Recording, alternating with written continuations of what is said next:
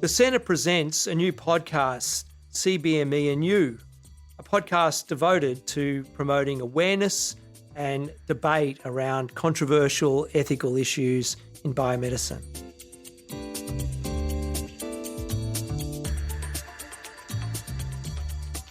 Welcome back to episode 7, season 2 of CB Me and You. In today's episode, should children be able to sue their birth parent? Is not being genetically related to your parents really a problem? And is every child always a blessing? In today's episode, we have Sreenivasan Narayanan and Sathya Narayanan from Sreenivasan Chambers LLC. Yes, lawyers. And a double feature at that, to talk us through an unresolved bioethical dilemma of wrongful conception and how this has played out in Singapore's courts. Welcome. Hi, good afternoon. I'm Sreeni. Hi, I'm Sathya. Welcome. Thanks for having us. Welcome. We're so excited to have you. So, first question, coffee or coffee? Coffee, but not what you pay $5.50 for at Starbucks. South Indian filter coffee or brew coffee. Excellent. Oh, we've been asking these two choices this whole time and we didn't even think of Third option. What's South Indian coffee? You can go to Mustafa's. The best brand is Brew, B-R-U. Mm-hmm. And once you taste it, that's it. You won't get back to anything else. All right, I will hold you to it. Yeah, okay. Big brew coffee fan as well. And I think the difference in taste is it's a bit more chicory. What is chicory? It's like an earthen root. It's like a yam, a cousin of the yam. It's a root that is cheap and used to as a filler when you're too poor to pay for pure coffee. It's got a very nice earthy taste to it. And because it is an Indian coffee, can I say it's a lot of sugar and milk? Well, Is that a how much you stereotype? put in, but yes. I love how you're like, oh yeah, there's this amazing thing that they add in. And he's just like, yeah, it's sawdust. They're adding sawdust. Which country would you like to travel to next? That's Me? What country would I like to travel to next? I've never been to South America. If I can get time away from my all-encompassing job, I'd love to go. Machu Picchu is what I've been thinking about. I don't know which country that's in Peru. Peru. Yeah. So quite keen to make a trip there at some point. I've been wanting to go to Central Asia, Kazakhstan, Turkmenistan. My wife has refused. So Excellent. And finally, our favorite question. What song do you sing at karaoke? I'm a litigation senior counsel and ego is important. Sense of self-belief is important. Mm-hmm. So it has to be Frank Sinatra, My Way. Oh, Just like yes. that song. I think What else? I think that's my dad's favorite. Everybody One of his with- favorite too. A tinge of NPD would want to sing that. Oh, no, for me, I mean, I'm born in 1995. So it's Mr. Brightside. It's only Mr. Brightside. Yeah. Number one, anywhere hit. Mm. Car hit, shower hit, club hit, Mhm. karaoke hit. Mr. Brightside. It's Yeah. true. It's true. Yeah. You know, I've heard a rumor that if someone starts playing that song, all the millennials come running.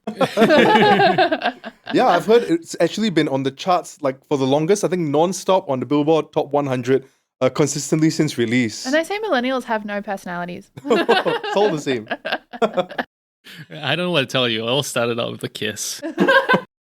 Nice. Are you happy with that one? Absolutely. All right. Now we're going to get down to business, but please let the banter continue. But we're going to start asking you about the substantive stuff. Okay, so we're here to discuss the issue of wrongful conception, and we're going to do it through the lens of a case which you guys have been involved in, which is the 2017 case ACB versus Thomson Medical. Could you walk us through it? I think when we do a case like this, and it was quite a long drawn-out case, the human element is very important. So if one wants to have perspective in an issue like this, it's great to look at it through legal argument and principles, and it's great to look at it through an academic bioethics point of view. But at the middle of it are a few people, the father, the mother, the child, the siblings. So if you look at it from a very human angle as a starting point, and that's what I would like to do. You have the father and the mother. They have a previous child. They wanted one more. They went for IVF. The facts of the case gives the nationality. So it's nothing secret. The father is German. The mother is Singaporean Chinese. The mix-up occurred, and the sperm that was inadvertently used was of South Asian origin. So you look at the mix, you're already looking at a mix that's going to be quite, not just at the point of birth, but it's going to go on. I mean, daddy's white, mommy's yellow, why am I brown? And so if one looks at it, and because there's an earlier child who is half white, half Chinese, then why am I different from my elder brother? These are the questions that will crop up. So that is the human angle to it. And that's why if you read ACB, a court of appeal looked at pushing the boundaries where the punitive damages come in. Because what exactly are you going to compensate? So now we come in, you call it wrongful conception. It's not a wrongful conception because the conception was intended. So it's not like a failed sterilizing case. So it's a conception. The conception was intended, but not this conception. And that's why the Court of Appeal Justice Pang said it doesn't fall into the three categories that everybody is looking at. Wrongful birth, wrongful life, wrongful conception, or something different. So what we had to do as lawyers is we had to take care of the clients, we had to explain to them what the procedure, what was going on in court, what the arguments were. We had to make arguments that the parties could be sensitively made. And I can tell you, and I know I'm moving away from the topic, I'll get back to it, but I can tell you, can you imagine the little child, who's not so little now, then grows up and then reads ACB versus Thompson Medical and then says, this case is about me. And then sees what were the arguments that were made for and against, what the judges said, what was the mother and father's position, etc. So quite apart from the substantive biomedical issue, it's the issue that we as lawyers face. I don't want to hijack this from the medical school, but it's an issue that we lawyers face. Whenever we deal with human cases, there's a dimension to it that goes beyond what we have. So now we come here. There was a series of cases, very clear series, that says the birth of a child is a blessing, and then the law made distinction that if the child has a disability, you can claim the incremental difference in upkeep. So it's like a basic child 101 is what you need and what you get. And then you only pay for the damage, so to speak. I think that was the problem the courts had in ACB. Not to compensate would be not right. To compensate would go against a series of well-established cases, and more important, what has been stated, I don't agree, but what has been stated to be core values and morals of society. And that's where we ended up with the genetic affinity. When you ask me another question, then I will talk about one angle that was not considered in the written judgment, and that's the issue of contractual breach. But I'll come to that later. So that's the background of this case. Okay, so just to clarify, in terms of who was suing who, was it the parents claiming a wrong done to them, or was it the parents claiming that a wrong was done to the child? Okay. So it was the parents claiming a wrong done to them and not to the child. And it was not the parents, it was just the mother. And the reason why we had to do it that way, and this actually segues into the next point, we had a claim in tort and a claim in contract. And the claim in contract itself was not really covered in the judgment. And I think the claim in contract caused a lot of discomfort because from the lawyer's point of view, we could deal with the claim in contract in a very cold-blooded way. Don't give us issues of morality, right and wrong.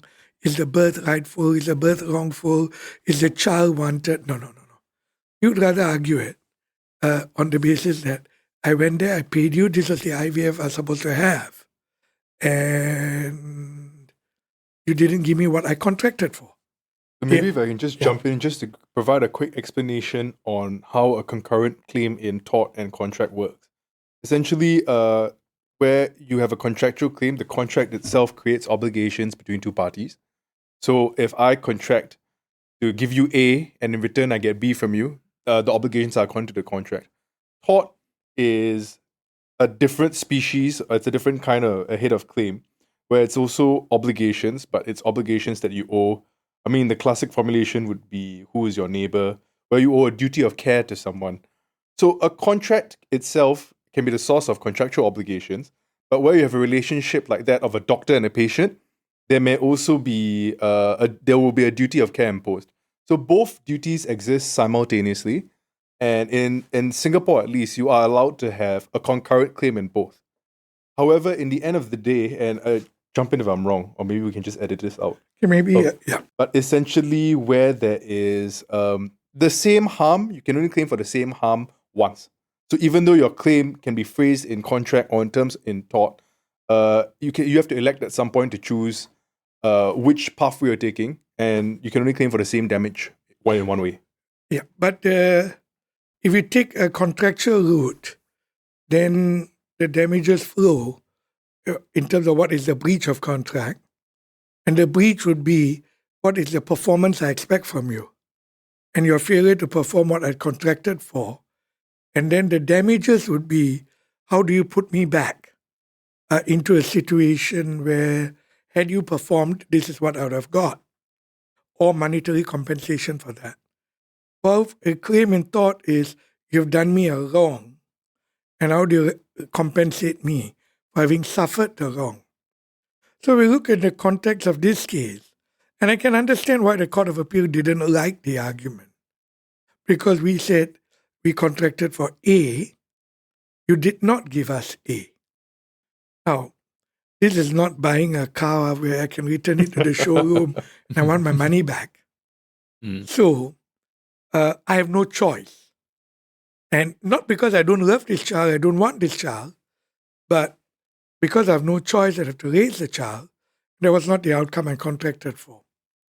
I don't blame the Court of Appeal for not liking this argument. From the legal point of view, it was clean, it was efficient, but it was cold.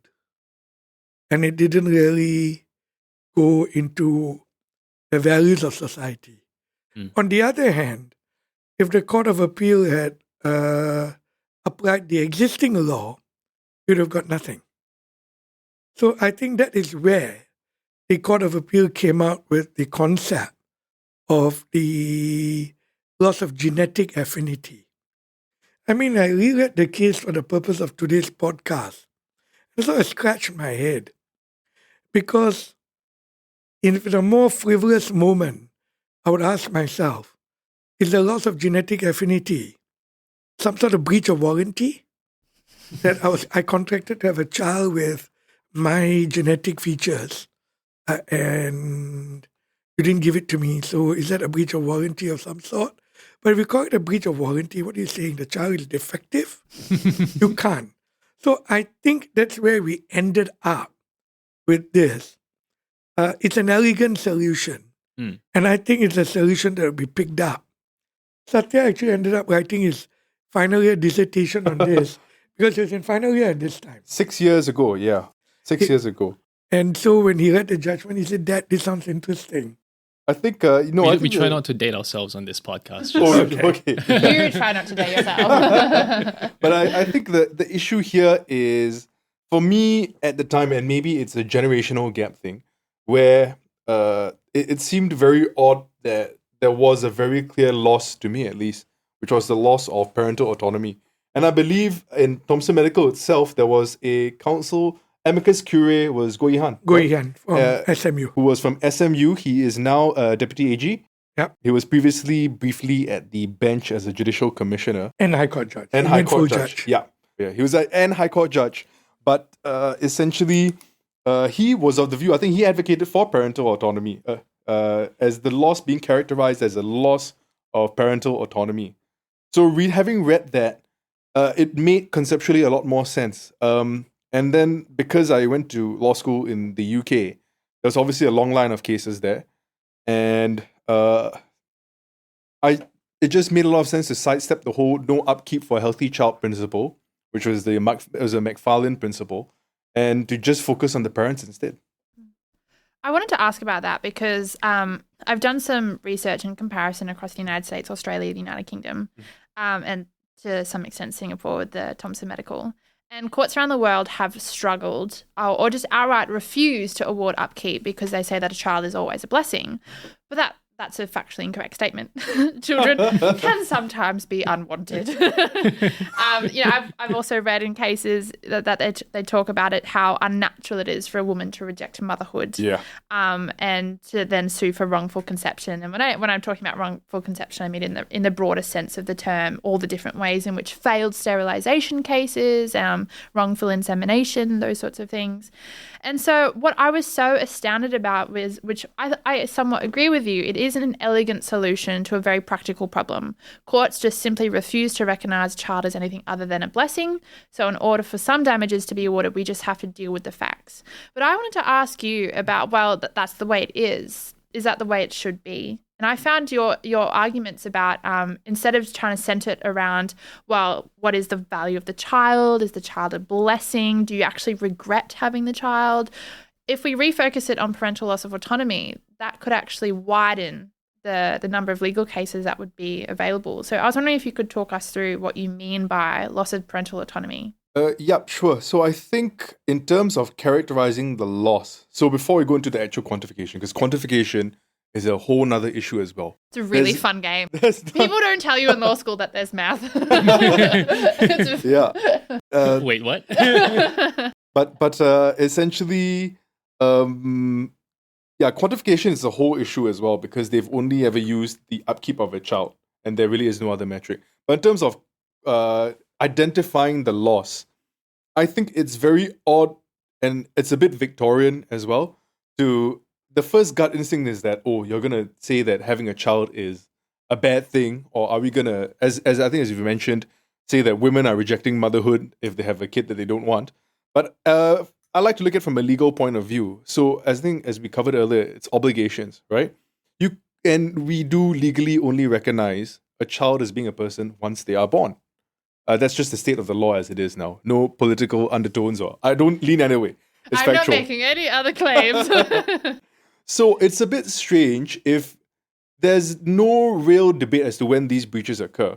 It'll happen in the case of you have a wrongful conception where you have a failed sterilization. I think it's quite clear that the breach happens at the point where the sterilization fails.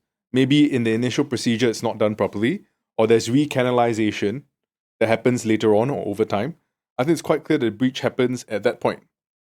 For a wrongful birth, it happens at the point of the health screening, where there's a decision to be made to terminate or not.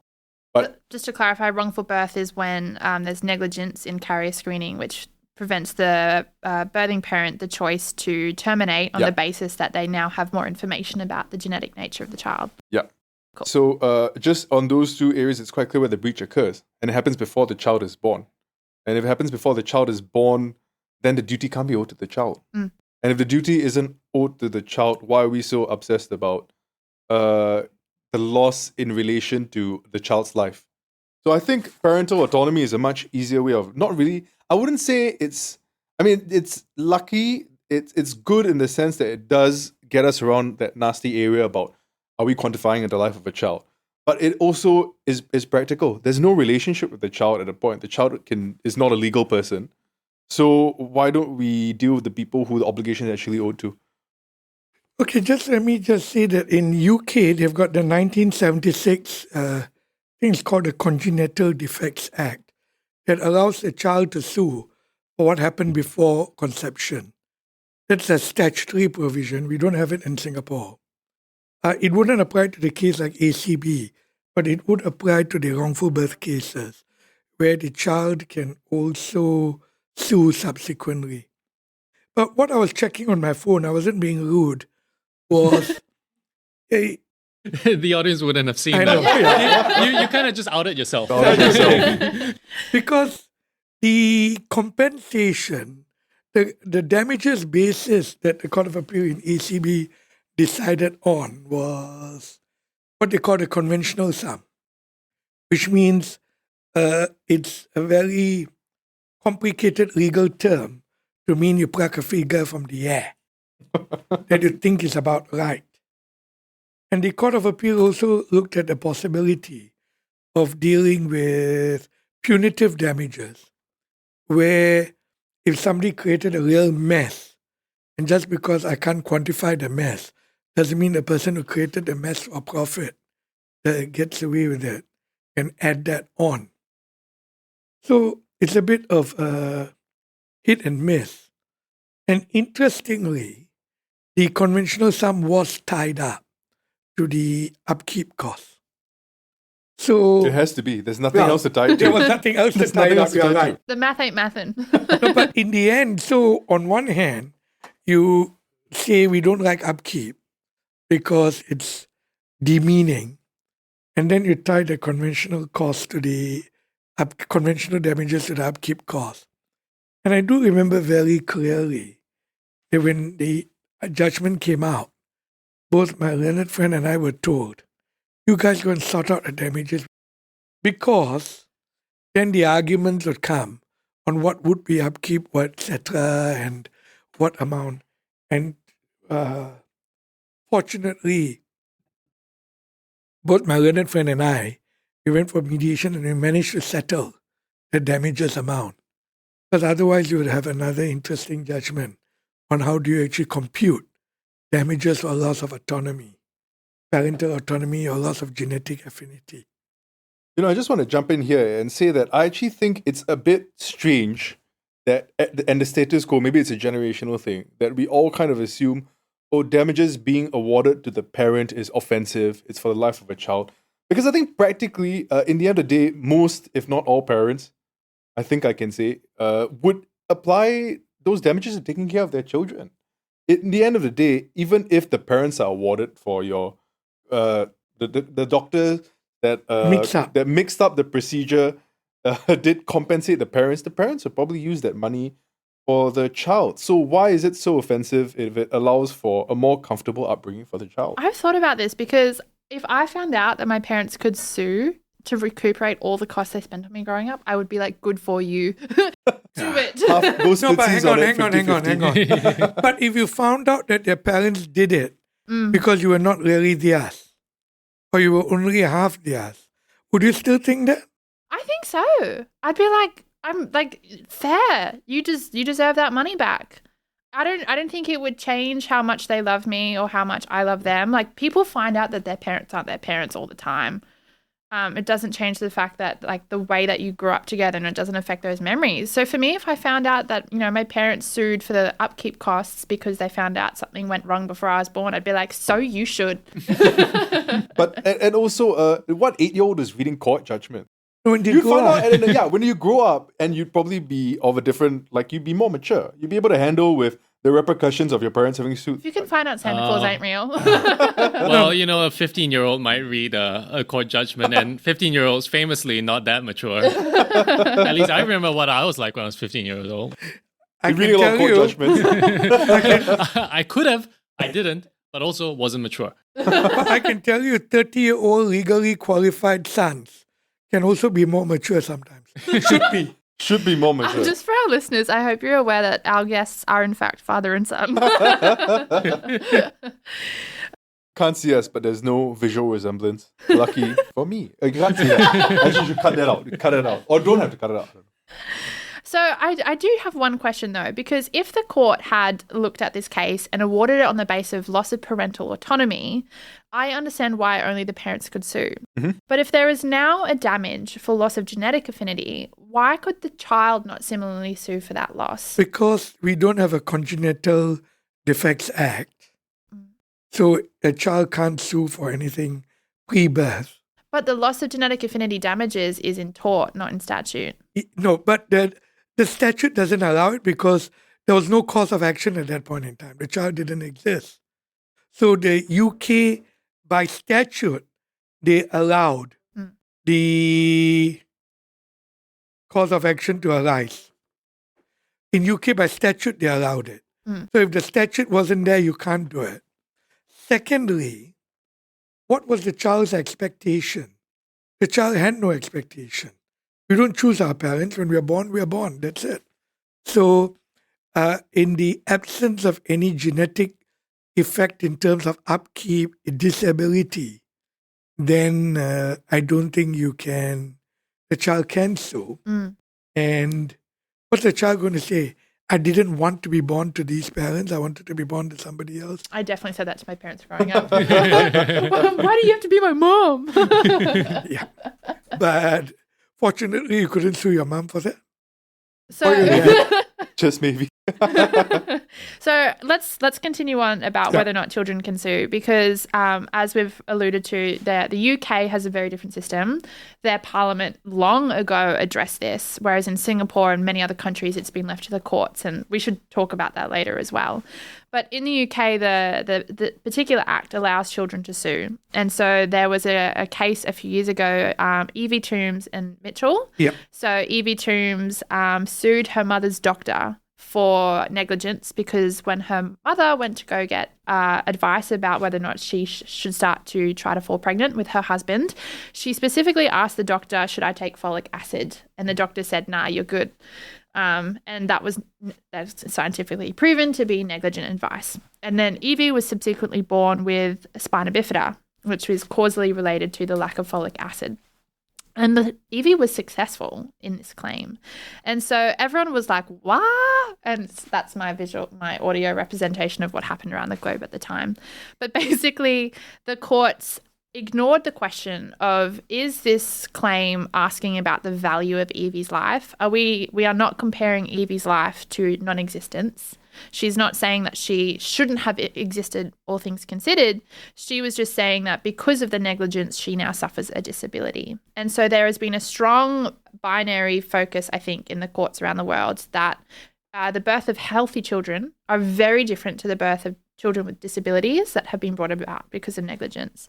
So I was wondering what you think about, like, A, the statutory regime in the UK, whether it should be implemented in Singapore through a similar system, and B, how do you think what the courts did was good? Do you think it was reasonable?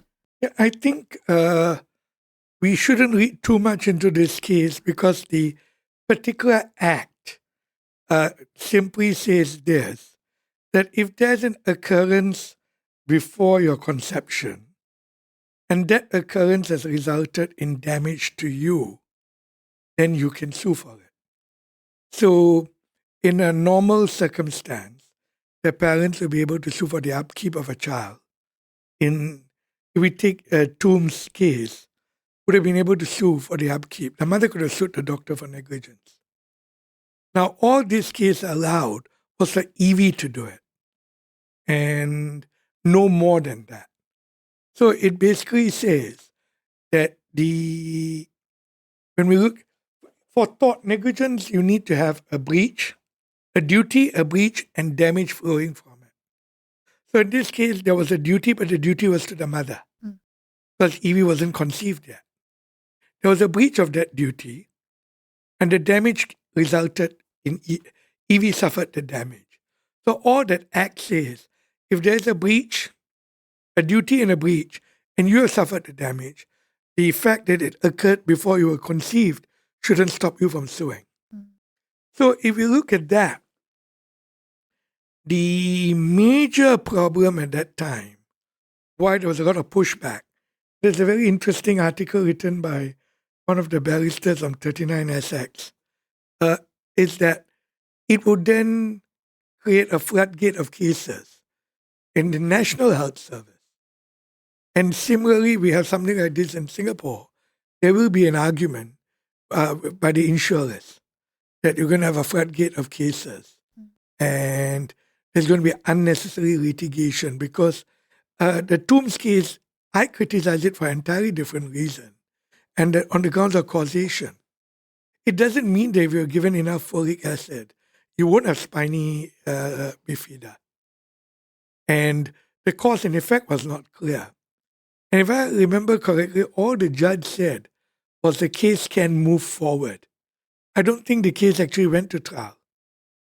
Oh, it did? Okay. So there were two different judges, Koji and then... There were two separate judgments. Yeah, that's right. Okay. Actually, can I ask, was the action, how old was Evie at the time the action was taken 19. up? 19 years old. So she really did take it on herself. Yes, the judge was very clear that the mother was not suing. Why didn't the mother sue? Do we know? I think the about mother why? just didn't want to send that message to her daughter. Yeah, so I think, I don't know, I feel a bit critical of the act as well, because I do think that this is a kind of, there's so many issues involved when we talk about birth of a child, right? There's a religious dimension to it, and obviously the various states of the world wouldn't want to outright say, oh, there's no soul in the baby, there's no legal rights accruing is one thing, but acknowledging when a person to be's life starts is a bit of a hairy issue, can be a bit of a hairy issue. That's why we don't look at that question. Yeah. Because if you didn't have the act, you would have to answer that question. No, but now with the act, all it says is a legal fiction. Or if you... That you can sue for something that occurred before you were conceived. Yeah, but the thing is that you don't have to look at any act at all if you just phrase it in terms of parental autonomy. Because the parent is there throughout, the duty is owed to the parent, and if it is not too bad to say, the harm is suffered by the parent. If the parent doesn't sue, and the child is 19, the child is still disabled, the child has 50 years of disability ahead of them. Parents will be less likely to sue if you insist that the damage is to a child who I didn't really want. But if you phrase it in terms of parental autonomy, I don't see what's the issue with that. Why can't we have both? Why is there... Two sides of the same coin. Two sides of the same coin, but if you have two separate claimants, surely stemming from, even though it's a single action, it seems logically impossible, but at the same time, there are many other acts of negligence where the flow-on effects happen to many different people, so you can have multiple claimants for the same action. Well, it's the same dollars being spent. No. It's not the same, because let's take an example of an accident. Yeah. There's a motor accident. Mm-hmm. I get injured. I've got young children.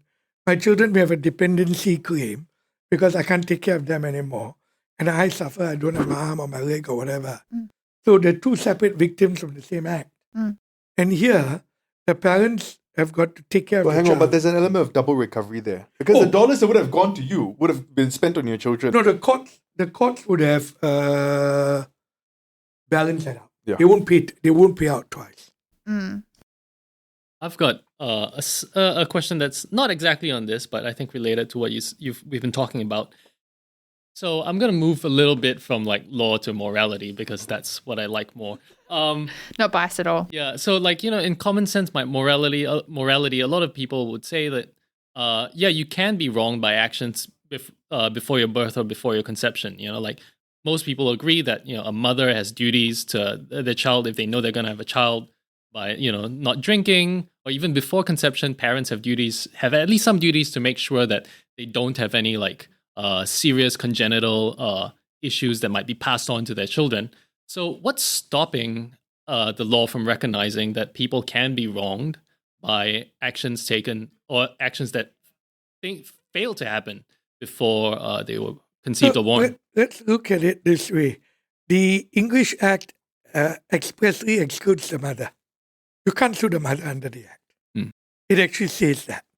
So mothers who drink or shoot themselves up while they're pregnant, the child that's born can't sue. So now just take a look at the father. Let's assume they didn't go for genetic counseling. And then the child is born with a G6PD deficiency or something. Can you sue your father for not going for genetic counseling? Well, the Act doesn't say you can go and sue everybody and anybody for anything. It merely states if the wrong has been committed, it must be a wrong in the first place. Now, if there's no widespread duty for genetic counseling and you fail to do it, then there's no duty or no breach of that duty. So we're not opening the floodgates. Similarly, if there is a widespread duty, then why not? So I think we must be very careful. That's why when you use the word morality and then you ask a lawyer a question. I know that was dangerous. I know. But fortunately for us, we don't practice morality. Because if we did, we'll all be schizophrenic, stark, raving mad by now. So the amount of things we see that does not meet moral standards but happens every day is, you've got to sort of block it off your head.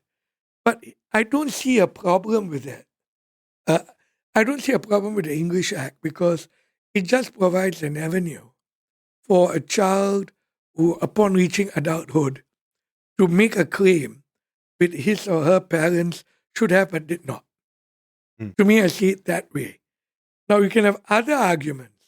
If the claim comes out when the child is 18 years old, like in the Toombs case, the doctor couldn't remember what happened. He had no records, he had no notes. So those are other issues. I mean, I think the judge found that the doctor had conflicting stories over time. So the doctor tried saying they did remember, and then later on they said they didn't remember, and there were no notes when there should have been notes. So the doctor was negligent in that regard. But I did want to ask you, because in Singapore with the loss of genetic affinity, that doesn't differentiate between children who are healthy and children who have disabilities. But around the world, courts have been really consistent, I think, at holding that line steadfast. They say you can't award upkeep costs, and I realise as we say this, we probably haven't defined it. Upkeep cost things for like what food, education, medical bills, all the costs associated with raising a child. But they will award the difference for the extra costs that come when a child has a disability. And that sometimes makes sense, but then it also sometimes seems a bit discriminatory. And so I know that Singapore circumvented that by allocating it only to a parental claim. But I was wondering if you had any thoughts about that. I think the point at which it starts to get wonky, so for an unhealthy child, if the principle is no upkeep for a healthy child, then an unhealthy child seems to be a logical exception. But I think there have been cases, I think it's Ime in the UK, where essentially the parent went for sterilization, there was recanalization, and she ended up pregnant with a healthy child.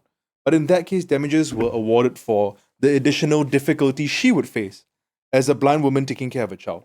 So at that point, you are essentially, and those additional damages amounting for the additional need that she had because she was blind was also based on the basing cost was upkeep of a child as well.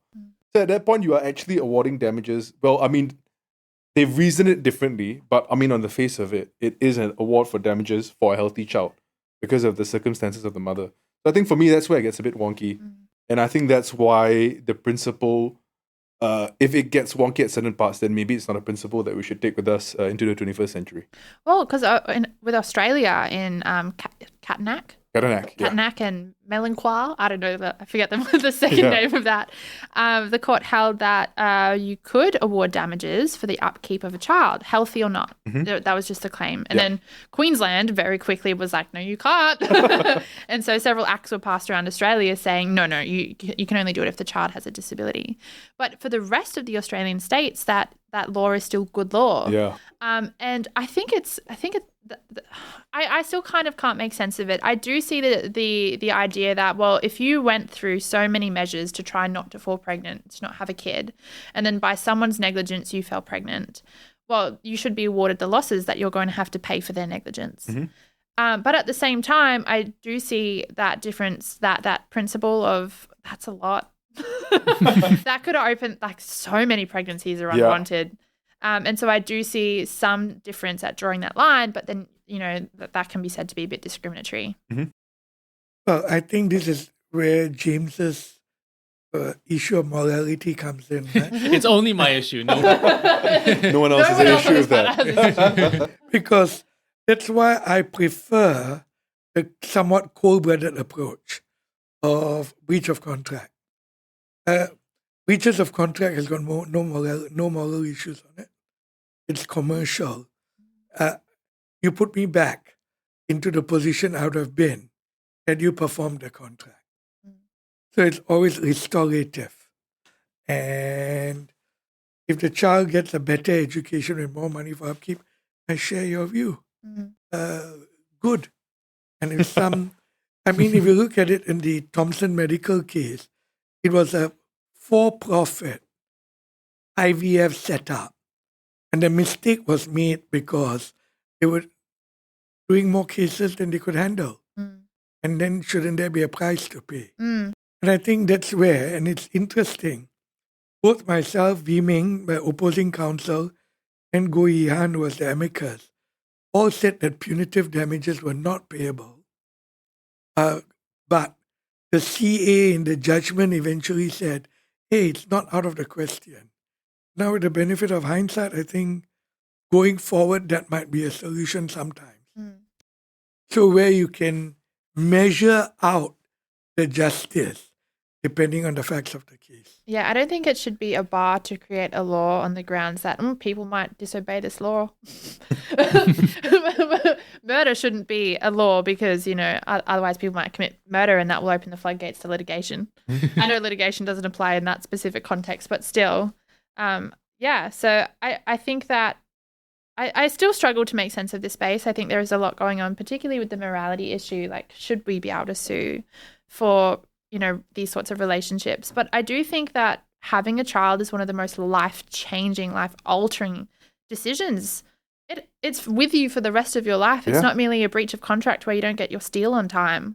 And so I think the consequences of negligence in this area should be proportional to that particular outcome. So now let me give you the counter argument. Oh, no. Okay, and the counter argument is you're absolutely right.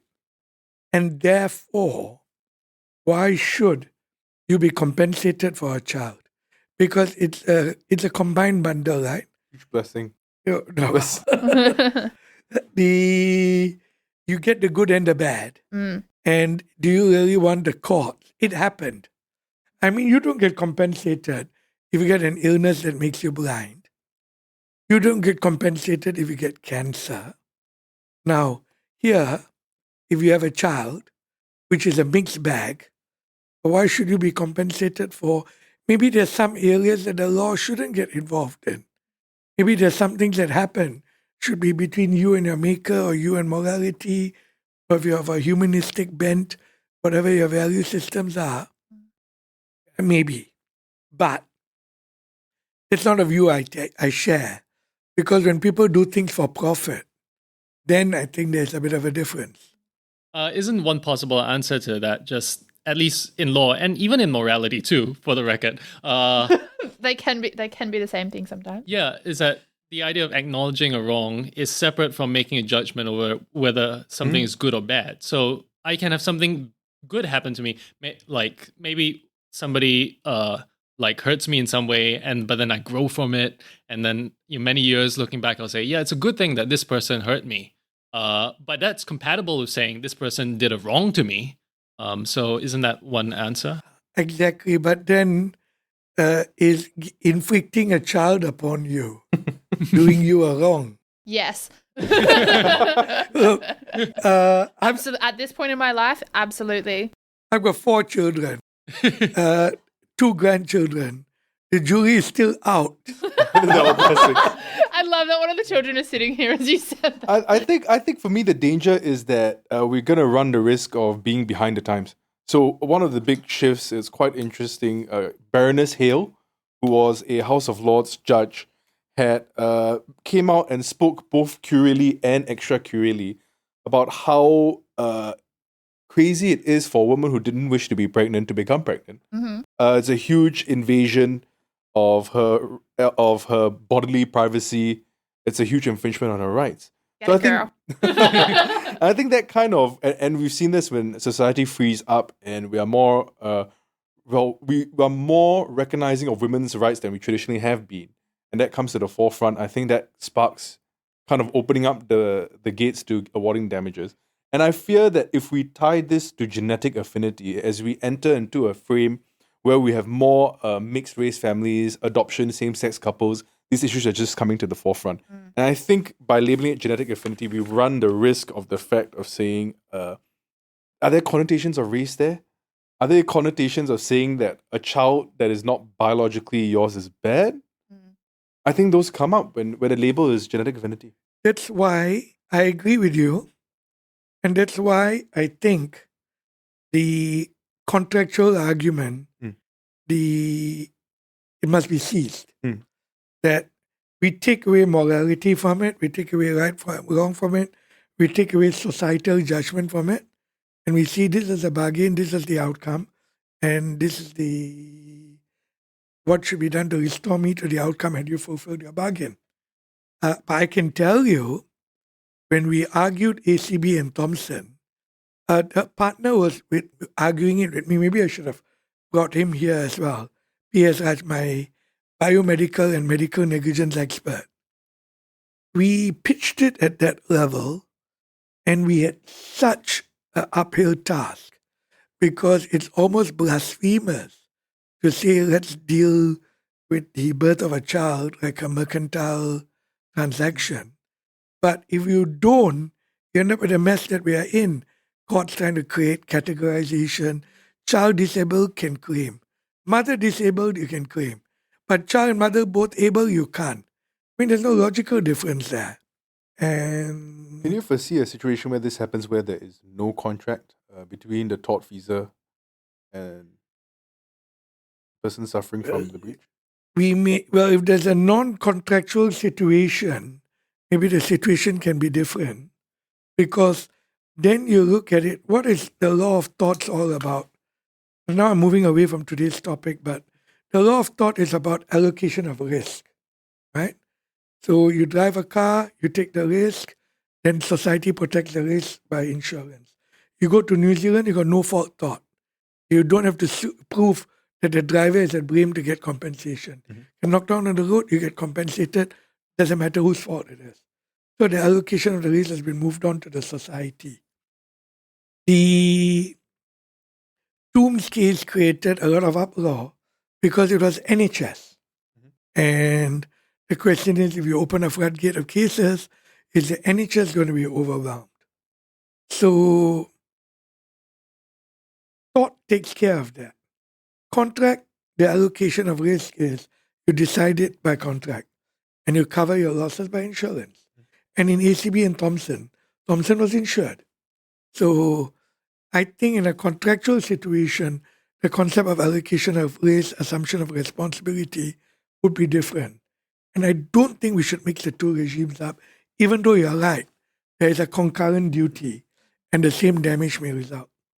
But then again, this is a topic for another day, another forum. I think that's a perfect way to end. We'll have to get you back. Topic for another time. Yep. Did you have any further questions? Many, but sure. We'll leave that for another time. So I don't know if we have any solid answers. I think we have a lot to think about. And honestly, I think I'll be thinking about this for a very long time. But I really enjoyed this conversation. And we want to thank you so much for coming all the way down here to speak with us about Thank it. you for inviting us. Oh, pleasure. You're welcome. Thanks for listening to our new podcast. Subscribe online and tune in every first of the month. In the meantime, listen to CBME and you and be savvy.